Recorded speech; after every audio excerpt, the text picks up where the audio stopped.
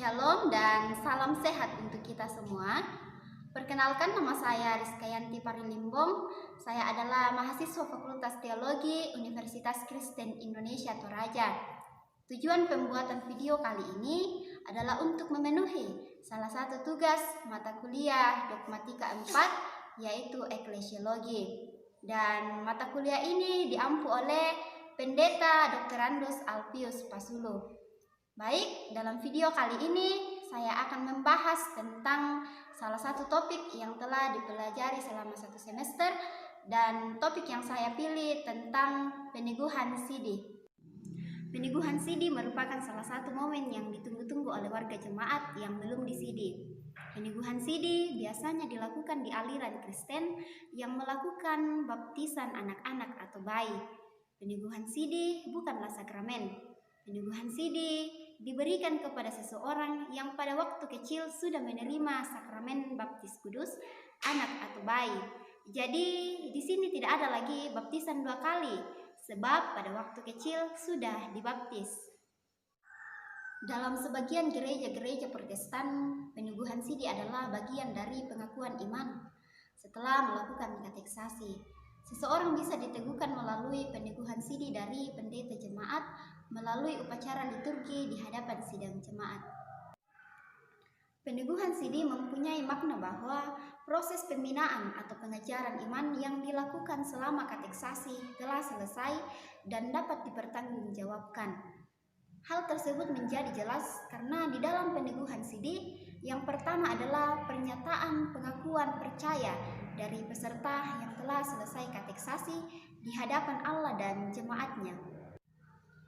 Salah satu tugas gereja sebelum peneguhan sidi adalah mereka harus membina warga gereja melalui kateksasi supaya warga gereja diharapkan memiliki pemahaman iman yang benar kepada Tuhan Yesus Kristus berdasarkan Alkitab dan sungguh-sungguh percaya dan mengakui bahwa Yesus Kristus adalah Tuhan.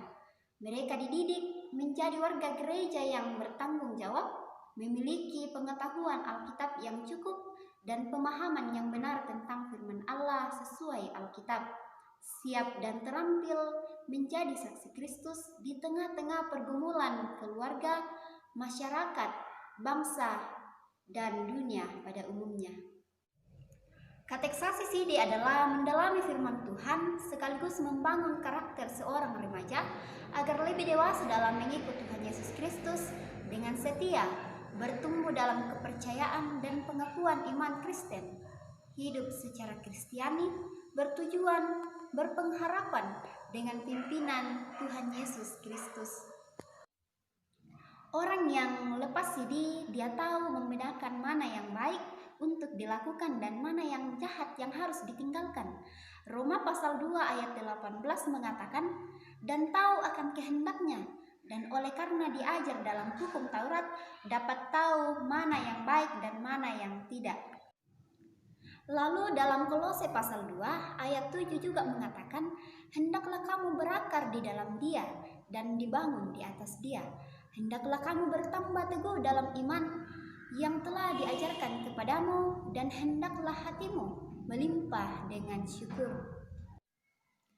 Kata tetap berakar, bertambah teguh di sini menyatakan konsisten, tidak gampang berubah.